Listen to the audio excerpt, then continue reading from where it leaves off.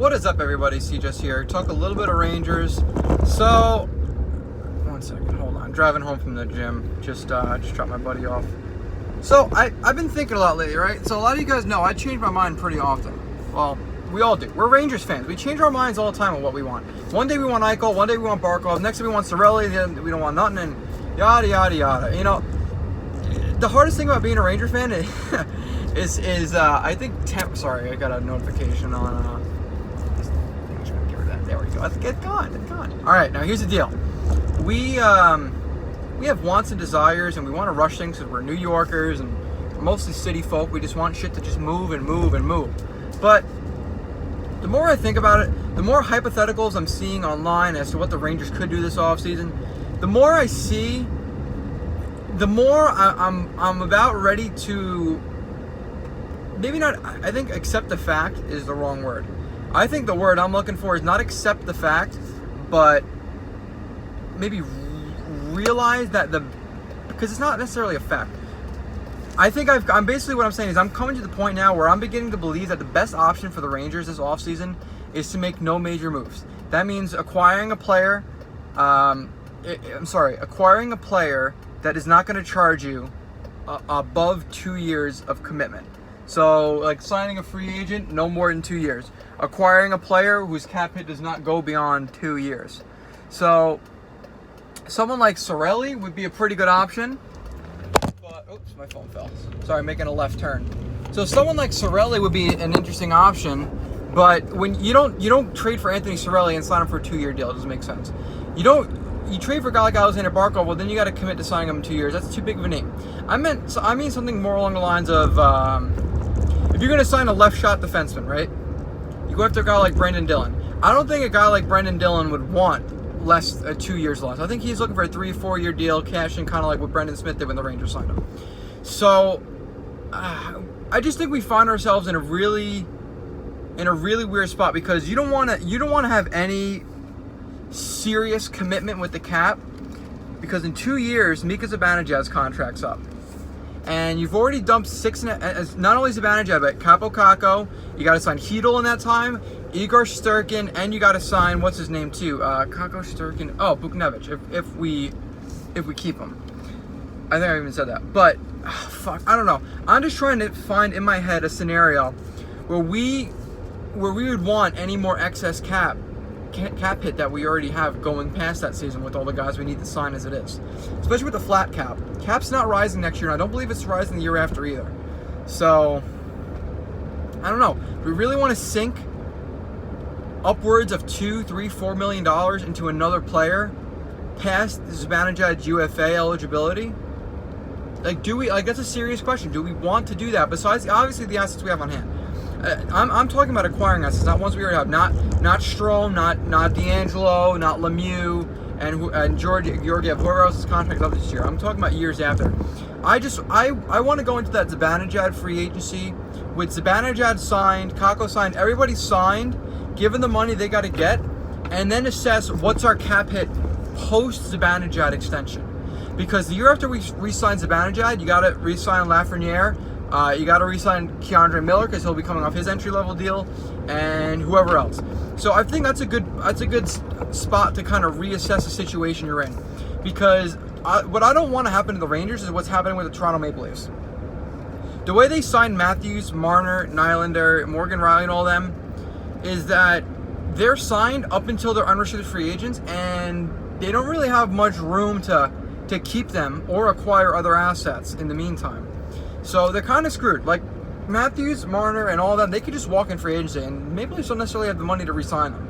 So the last thing I want the Rangers to be in is a situation where, we got Zibanejad, we got Kako signed, yada yada, and then it's Lafreniere's first year of restricted free agency, and we have $5 million. Like, let's just say, for example, he absolutely pops off. He's everything we imagine him to be. He's a 80, 90 point scorer. He's just absolutely going crazy. He's a unit. Let's just in a perfect world, that's the case, right?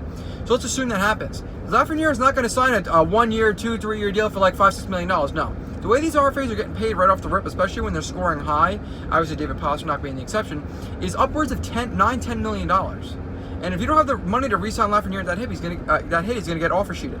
And if you're not able to match it, yeah, you get good compensation for first-round picks. But I think the idea of a Lafreniere and why it's so big for the Rangers is we need that high elite talent to build around. Not build with, but build around. Lafreniere is an asset you build around. Now, you can build, I mean, you could argue with, but in my opinion, a guy like that is who you build around.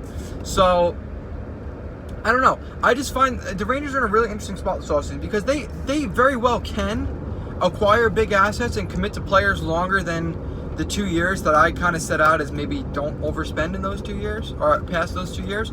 They very well could, but I'm beginning to think that it's not a good idea to do that. I'm beginning to think the best idea is to be, well, for lack of a better word, conservative with this offseason. Sorry, these left turns are killing my phone. Be a little bit more conservative going to this offseason. Try to sign anyone past that 2-year mark, and then after Zibanejad's extension, Kakko's extension, you reassess from there and see what the money situation is. And if you want to make a big move then, you do it then. So long as you can fit that player that you're acquiring into the future. God damn it. North Carolina roads suck. So long as you can fit the players that you acquire into the team's future plans, it's not going to be a detriment to the building blocks you already have in place. So that's kind of where I'm at. And I don't know. I think these situations like that, I process better when I think out loud and I talk and I communicate with you guys and you comment down below and you put your thoughts. Like, what do you think? Do you think maybe I'm overthinking things and that we're honestly going to have more money than we know what to do with after we re-sign Zibanejad? Or do you think we're going to be cap-strapped and pretty tight the cap like we are this season? I know that once Lundqvist, Stahl, and Smith are all gone, we're going to have close to $20 million of cap space just when they're off the books. But you know damn well that money's going back into players. And I don't know. What I'm afraid of is Kakko, Zibanejad, Shesterkin all being up the same year. I don't know. For some reason that makes me uneasy because right now Zibanejad is making a case to be an $11 million player. I mean, he had 42 goals in 57 games, the best goals per game in the entire NHL. And if he does it again next season and the season after, Zibanejad's going to be like, okay, well, yeah, sure, I'm loyal, yeah, whatever, just give me, yeah, sure, I'll take a home. No. I think NHL players are past the point of hometown discounts, and we shouldn't hold it against them if they don't want to take hometown discounts. These guys earn their bag. If they want to get paid, they can get paid. We can be upset and annoyed because them taking a lot of money, it hurts our team and the chances of winning because we have less money to spend on their assets. But we can't really get angry at them because it's their right to make money. You know, the company you work at, you want to get paid as much as you fucking can. You don't go to work and be like, you know what? I love this job. Don't give me that raise. No one in their right mind, a middle-class person or lower-class person, which is, I mean, blue-collar families, which is with my family, very, very blue-collar, no one fucking showed up to work and said, you know what, no, don't give me that raise. I love this company so much that I don't want the raise. I'll live off of what I have. Now, granted, I understand we're talking about millions of professional athletes, and it's a little bit different in terms of, you know, the total amount of money, but at the end of the day, money is fucking money. No one's going to turn down free money. They might give money away to charity and stuff like that, but who's going to sit there and say, you know, no, I don't want that money. Sorry, I don't want it. No one's going to fucking say that. And you're out of your mind. I'm sorry, but you're out of your fucking mind if you think that's the case. Now, I do agree with and enjoy the idea of the team loyalty and the team chemistry like you see in kind of what you saw in Pittsburgh with Crosby and taking 8.7, which is very low considering what he could have made. And what they got going on in Boston, like, dude, like, friggin' Marchand, Bergeron, and Pastrnak combined making a little less than $20 million between those three players, when fucking Toronto is spending over $30 million on Tavares, Matthews, and Marner.